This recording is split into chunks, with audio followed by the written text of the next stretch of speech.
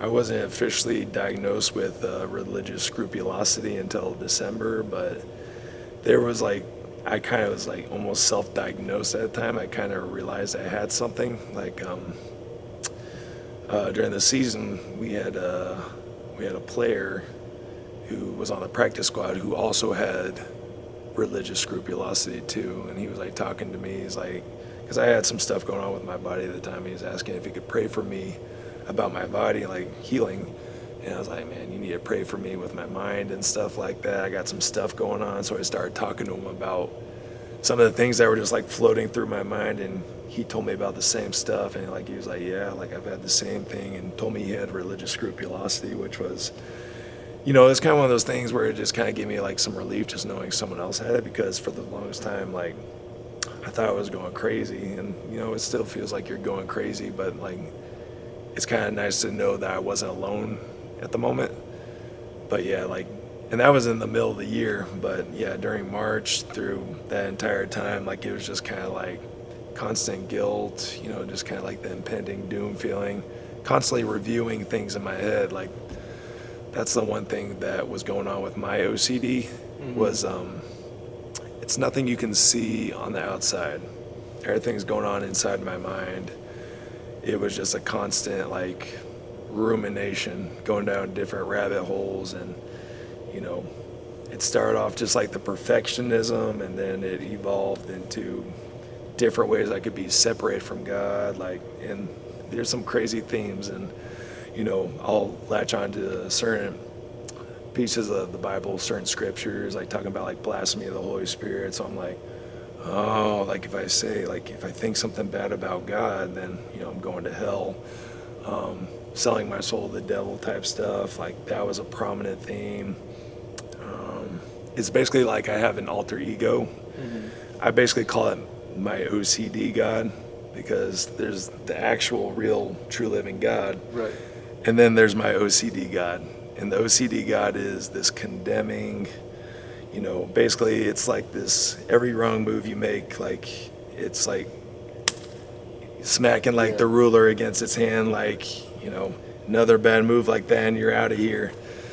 And yeah, it's just like that constant like rumination. It's like everything you wouldn't want in God was my OCD.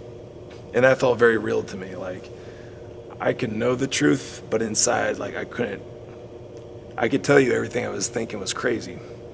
But inside it felt very real, and I couldn't shake that. Two different realities that I was living, and just constantly living in my head. And you know, I was physically present, but I was nowhere to be found. I did not care about playing football. I didn't care about hanging out with my family, with my wife, my newborn son. Like I wasn't there at all.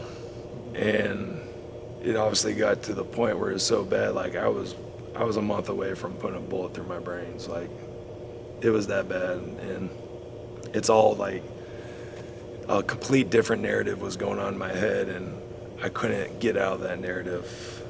Football, like I've been in that for so long, and the way I always earned love was by performing really well.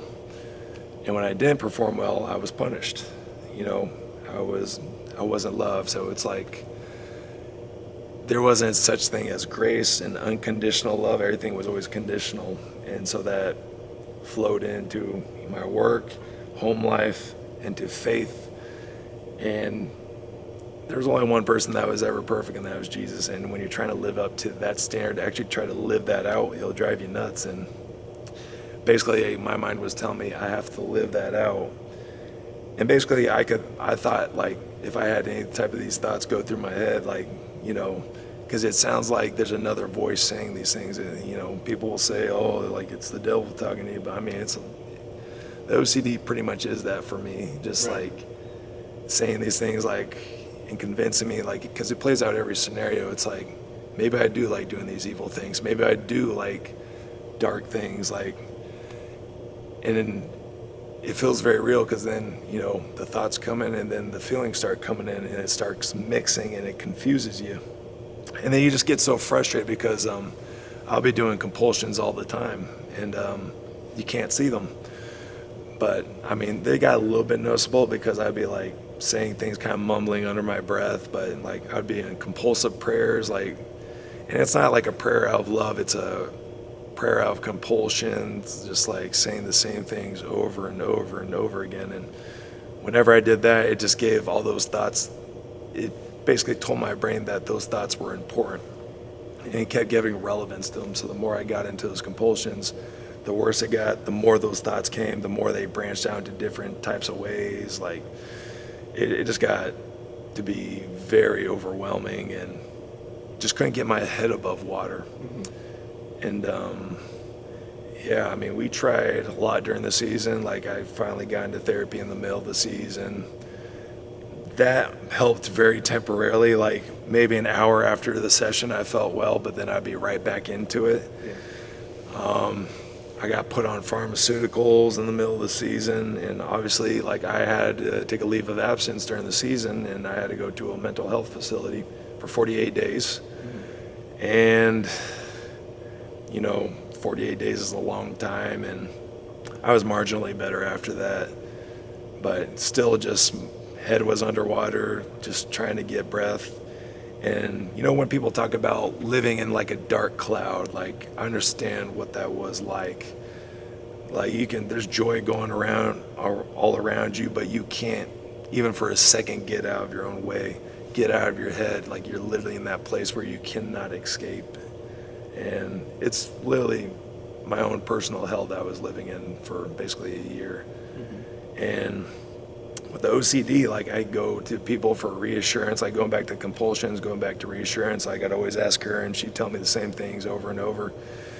And they're true, but for me, I can't get that past my own self. Like my mind will find different ways. Well, she said that was true, but then my mind will give me a different reason. Well, if you said something this way, if you thought it this way, if your intentions were such and such, there's never an answer. And OCD just plays on uncertainty. And with faith, that is the greatest thing of uncertainty, because it's faith for a reason. It's not knowing, but it's believing in things that are not seen. And so OCD getting attached to that would just, basically I was living in my own hell. And yeah, it was not a good time, not a good time at all. And I want to clarify, he's always had OCD. We just didn't know that. And so, like, when he told me I think I have scrupulosity, I told him, like, I don't think that's true. I mean, we've been together 10 years, and we've been married for 6. And this summer, he was like, Courtney, I think that I have scrupulosity. And I was like, how did you find that? Because when he was looking for reassurance, not only would he talk to me, he would talk to like 5 or 6 people that he thought were really like into their faith. And so he thought that he could believe what they said, but that he cycled through all of us. So like the people that weren't living with him thought he was getting better because they were reaching out to, or he was reaching out to them less. But he was really just finding more people to try to get reassurance. And that's one of the things with like what he was going through with the religious OCD. It's not beneficial to say, oh, it's just the enemy attacking you. It's just the enemy, because it's definitely way more than that. It is the enemy, but it's also like it's a mental disorder, like what he has. And that was really hard. And the reason why I don't think that I fully believed him when he said, I think I have OCD, I was like, well, you don't touch things differently, like you're not super clean. Like I think what people think OCD is, like it is that way for some people, but that's not how it manifested for him. And so I think that when we talked to his psychologist mid-season, right before he got put on pharmaceuticals, he was like, through our therapy, like he's had OCD since probably he was in 3rd grade. Like I can trace this back through his life. I just think that for a long time it was fixated on things like football. And I just, as an athlete myself, thought, well, he's just doing these routines because this is what he has to do to be successful, because he's been successful. So why would we question the routines? Because this is what he's always done. So then when it got latched onto religion, it was a much different experience. And so I definitely saw him with a big shift. I think after we had Wyatt, our son, he was like thinking about, how do I want to raise Wyatt? Wyatt's going to find out who I am as a person. I think that's where a lot of this started. And I didn't notice how really quote unquote bad it was getting until about May. In May, I was like, I've tried everything. I went to my people who are super spiritual. And I was like, what would you say if your husband was saying these things to you?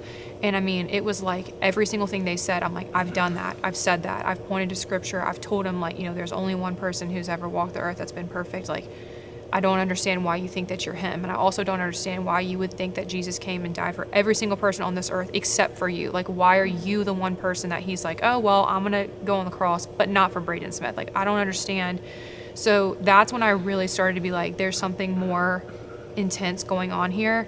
And then it was really mid-season when I was like, all right, this is not what we're doing anymore. And then that's when he got into therapy. I mean, we pretty much had like a roundup of people like that are on our support team, our financial advisor who's amazing, his agent. And I was like, we got to do something now because this is not going well. And this is getting worse and worse by the week. I care about my faith. Like Courtney, she didn't have like the postpartum OCD, but like she cares about our child. Like the things you care about is what it usually latches onto. It's like, and yeah, and that's the worst thing because obviously you care about the things that's latching onto, and it's your brain means well. It means to avert any type of dangers, but it's not doing it in a helpful way.